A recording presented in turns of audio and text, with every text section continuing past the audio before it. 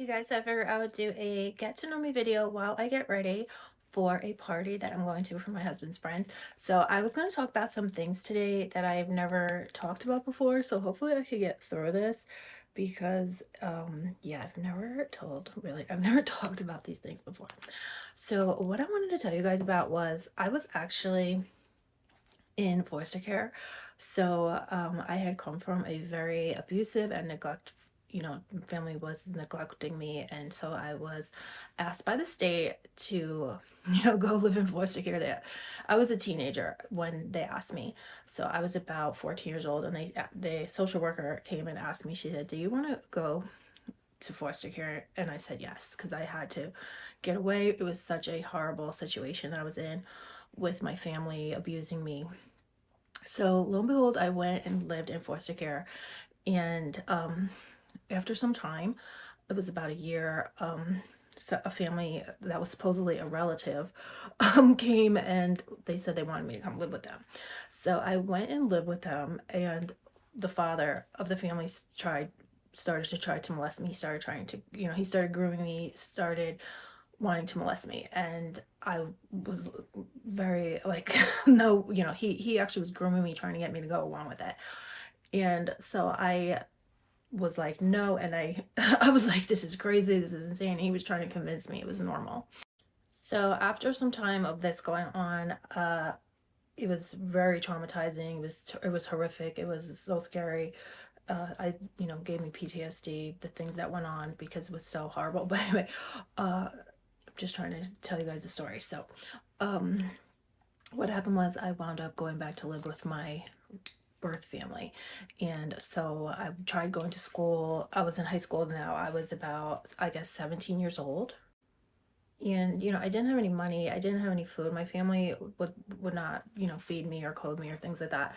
So I was in school. I wound up like getting sexual, yeah, I was sexually assaulted in school, to be honest. And then I just couldn't take it. So I said, I need money, I need food, I need to get out of this place. So I dropped out of school. I wound up getting 3 jobs, and I figured I would save my money and move away and get away from my family. So I was working 3 jobs. I was working at a gym in the morning. I would do the daycare, watch the children. And then in the afternoon, I worked at a cab stand. And then at night, what I did was waitressing. So I was like 17 at this point in time. And one day, lo and behold, the man who became my husband, came into the cab stand. And that's how I met my husband. And he actually encouraged me, and he said, why don't you go back to school? And then he would take acting classes, and he said, why don't you come to acting class with me? So I wound up eventually going to acting class with him, and I wound up going to college. He would say, I would go to college at night, and I worked in the daytime. And my husband was also into tattoos. So after like we were together for about 2 years, he wound up opening a tattoo parlor.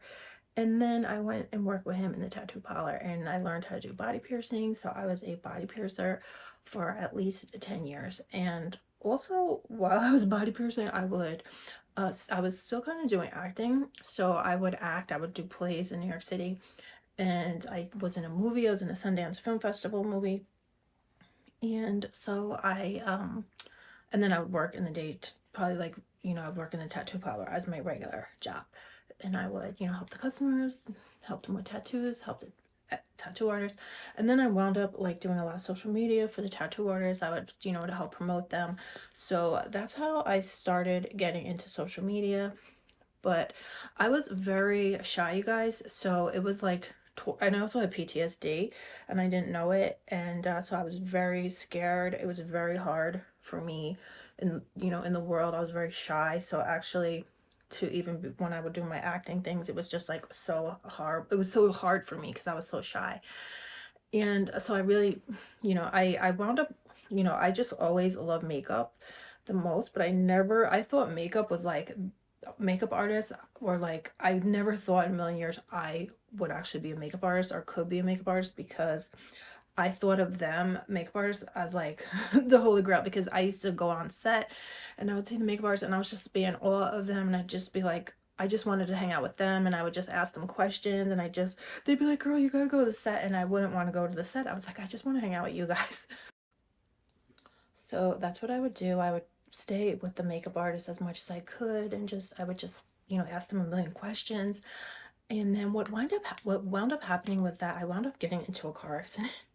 Oh, I want to always tell you guys, but I used to go to Patricia Fields in New York City, and I would just go and hang out with the makeup artists there, and I would just be in awe of them, and I just love them so much. So I used to spend a lot of time at Patricia Fields. Me and my friend, we would go to Patricia Fields and just like take it all in because they were just do the most glam, the drag looks and all that. So I loved it. I loved every minute of it.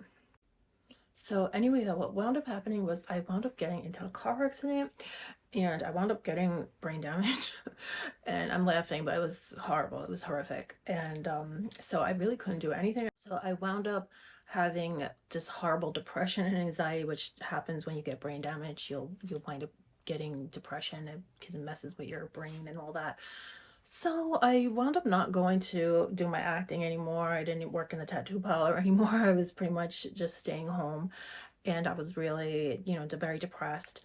And so I started watching YouTube videos, and I just got more and more into makeup. And then I said, you know what? This is what I love to do. I'm going to do makeup. So I wound up going into study with the Mac Pro artist in New York City. And I just watched millions of videos, and I just got so into it. And then I started taking clients, and I was so happy and I loved it. And then I thought, let me start doing YouTube videos myself, because I don't know, because, a lot of times you can't leave the house. And oh, I made so many friends on YouTube. I was so blessed because I did have PTSD, which I found out. I never knew that I had PTSD. I didn't know what was wrong with me, because my whole life I had this horrible anxiety, and I would have horrible nightmares. I was really just not living my best life. It was very hard for me to function in the world, and it's a miracle that I was able to even do anything. But once I was in the car accident, the doctors had sent me to therapy, and that's when the therapist finally diagnosed me. She said, "No, you have PTSD." So because I had told her everything that happened with the foster care and everything, and plus then the accident just like triggered it. The car accident just triggered it more. So then they diagnosed me, and so it really helped a lot to know what's going on, why everything just made sense. So then where was I, you guys? Yes, I started doing YouTube videos, and I just loved it. I met so many nice people who encouraged me, because I just had no self-esteem.